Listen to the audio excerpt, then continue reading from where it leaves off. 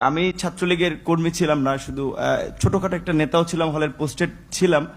আজকে প্রথমে ধন্যবাদ ও কৃতজ্ঞতা জানাচ্ছি হাজার বছরের শ্রেষ্ঠ বাঙালি জাতির জনক শেখ মুজিবুর রহমানের সুযোগ্য কন্যা, যার নেতৃত্বে বর্তমানে বাংলাদেশ বিশ্বে উন্নয়নে একটি রোল মডেল হিসেবে পরিচিত এবং যিনি তার লিডারশিপের কারণে আসলে আমরা দেখেছি যে বিশ্বের বড় বড় নেতাদের মাঝে তার স্থান করে নিতে পেরেছেন। সে আমাদের প্রাণপ্রিয় নেত্রী এবং প্রধানমন্ত্রী, মাননীয় প্রধানমন্ত্রী জননেত্রী শেখ হাসিনাকে। আর আসলে আমিও যেটা বলেছি যে আমি ছাত্রলীগের কর্মী ছিলাম না, শুধু ছোটখাটো একটা নেতাও ছিলাম, হলের পোস্টেড ছিলাম। আর আমি বিভিন্ন প্রোগ্রামে গিয়েছি, আমি দেখেছি নেত্রীকে ঢাকা মেডিকেল যখন বার্ন ইউনিটে বিএনপির আন্দোলনের সময় যখন আছে বিভিন্ন অকারেন্সগুলো ঘটে তখন তিনি গিয়েছেন। আমরা রাস্তার পাশে দাঁড়িয়েছি, তাকে দেখেছি গাড়ির কালো গ্লাস থেকে স্পষ্ট দেখতে পাইনি, টিভিতে দেখেছি। আর আজকে দেখার পর আমি অনেকক্ষণ চেয়ে রয়েছি। আমি 2.5 বছর বয়সে আমার মা মারা যায়, আর আমার ছোট ভাই এখানে এসেছে, ওর বয়স ছিল তখন 1 বছর। আমার মায়ের এটা আমি যতটুকু মনে করতে পারি আমি সেটা খুঁজে পেয়েছিলাম আমার প্রাইমারির একজন শিক্ষিকার মধ্যে, আমি যেই প্রাইমারিতে পড়েছি।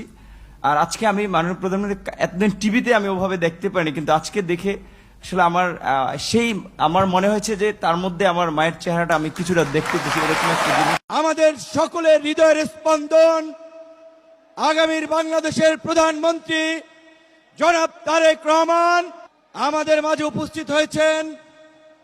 বিএনপির চেয়ারম্যান, আমাদের সকলের হৃদয়ের স্পন্দন আগামীর বাংলাদেশের প্রধানমন্ত্রী জনাব তারেক রহমান। আজকের প্রধানমন্ত্রী তার পিতা আধুনিক বাংলাদেশের রূপকার শহীদ প্রেসিডেন্ট জিয়াউর রহমান 1977 সালে তখনকার বাস্তবতায় সেচ এবং কৃষি নির্ভর অর্থনীতিকে প্রসারিত করার জন্য এবং একই সাথে এই যে ম্যানুয়াল পদ্ধতিতে খননের একটা বিবেচনার বিষয় ছিল যে এখানে যারা কাজ করবেন তাদের একটা কর্মসংস্থান হচ্ছে।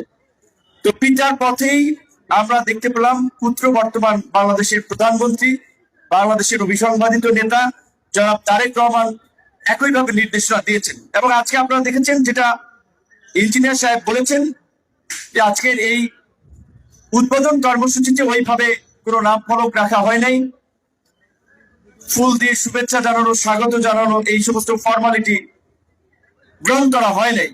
এটাও কিন্তু প্রধানমন্ত্রীর একটা অনুশাসন যে আমরা ফর্মালিটির চেয়ে কাজের মধ্যে যত দ্রুত আমরা স্টার্ট করতে পারি। এবং আমরা তার সাথে কাজ করতে গিয়ে দেখেছি তিনি আসলে কতটা মানে কাজের প্রতি তার ডেডিকেশন